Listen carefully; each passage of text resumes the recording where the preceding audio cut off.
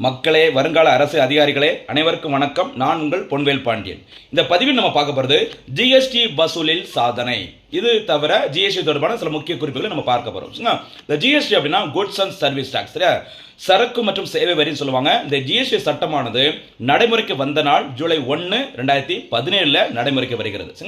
அதே மாதிரி ஜிஎஸ்டி தொடர்புடைய இந்திய அரசியலமைப்பு சட்ட திருத்தம் எது அப்படின்னு பார்த்தீங்கன்னா 101 சரி, கான்ஸ்டிடியூஷன் அமெண்ட்மெண்ட் ஆக்ட் 101 ஜிஎஸ்டியுடன் தொடர்புடையது. அதே மாதிரி ஜிஎஸ்டி ஒரு பொருளுக்கு எவ்வளவு போடலாம், சரி, எவ்வளவு எதுக்கெல்லாம் எக்ஸம்ஷன் கொடுக்கலாம், எங்க வந்து கம்மி பண்ணலாம், இது எல்லாமே எங்க முடிவெடுக்கப்படும் அப்படின்னு பார்த்தீங்கன்னா ஜிஎஸ்டி சபையில், சரி, ஜிஎஸ்டி கவுன்சில் தான் முடிவெடுப்பாங்க.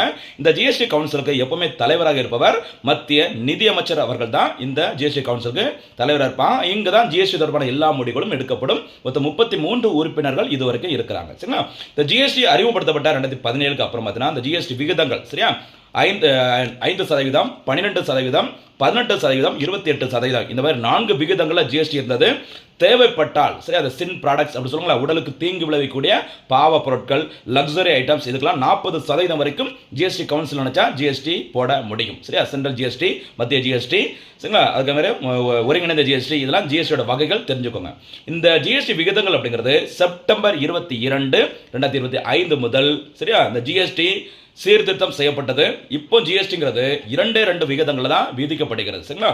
ஒன்று 5%, அது விட்டா ஸ்ட்ரெயிட்டா 18% ஜிஎஸ்டி போடப்படுகிறது. சரிங்களா? ஆனா அந்த லக்ஸரி ஐட்டம்ஸ், சரி, உடலுக்கு ஹெல்த்துக்கு தீங்கு விளைவிக்கக்கூடிய இந்த பான் மசாலா, குட்கா, இதுக்கெல்லாம் பார்த்தீங்கன்னா 40% வரைக்கும் ஜிஎஸ்டி விதிக்கப்படுகிறது. சரி, இப்போ கரண்ட்ல எதுக்கு இது நியூஸ்ல வந்திருக்குன்னு பார்த்தீங்கன்னா, ஒவ்வொரு மாசமும் ஜிஎஸ்டி எவ்வளவு கலெக்ஷன் இருக்கு அப்படிங்கிற செய்திகள் வெளியிடப்படும். இந்த வகையில் ஏப்ரல் 2026 அந்த மந்த்ல எவ்வளவு ஜிஎஸ்டி கலெக்ஷன் இருக்கு அப்படின்னு பார்த்தீங்கன்னா 2.43 lakh crores, 2.43 லட்சம் கோடி வசூலிக்கப்பட்டுள்ளது.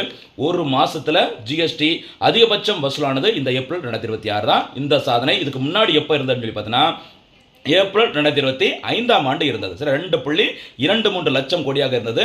அதை விட ஜாஸ்தியா இப்போ ஏப்ரல் மாதம் 2026 வசூலாகியுள்ளது. எப்பவுமே பார்த்தீங்கன்னா ஜிஎஸ்டி வசூல் அப்படிங்கிறது அதிகபட்சமே இந்த பட்ஜெட்டுக்கு பிறகு, அதாவது நம்மளுடைய இந்த காலாண்டு நிதியாண்டு தொடங்குகிற அந்த ஏப்ரல் மந்த்ல தான் அதிகமாக வசூலாகும். ஞாபகம் வச்சுக்கோங்க. அதே மாதிரி குறைந்தபட்ச ஜிஎஸ்டி வசூல் எப்போ வசூலானது அப்படின்னா அதுவும் ஏப்ரல் தான் 2020. இந்த கோவிட்-19 லாக்டவுன் போட்டிருக்கும்போது எந்த ஒரு தொழிலும் வேலை நடக்கல. ஜிஎஸ்டி வசூலும் ரொம்ப குறைவாக இருந்தது. ஞாபகம் வச்சுக்கோங்க. ஒவ்வொரு பாயிண்டும் ரொம்ப முக்கியமானமா கவனமா இருங்க. சரியா? இன்றைய பதிவிற்கான கேள்வி, ஜிஎஸ்டி சட்டம் எப்போது நடைமுறைக்கு வந்தது? ஜிஎஸ்டி தொடர்புடைய இந்திய அரசியலமைப்பு சட்ட திருத்தம் எது? அதே மாதிரி ஜிஎஸ்டி கவுன்சிலுக்கு எப்பவுமே யார் வந்து தலைவராக இருப்பாங்க? இதற்கான பதில்களை மறக்காம கமெண்ட்ல சொல்லுங்க. நம்ம ஹார்ட் ஒர்க், எஃபர்ட், நோட்ஸ்லாம் பிடிச்சிருந்தா லைக் பண்ணிக்கோங்க. நம்ம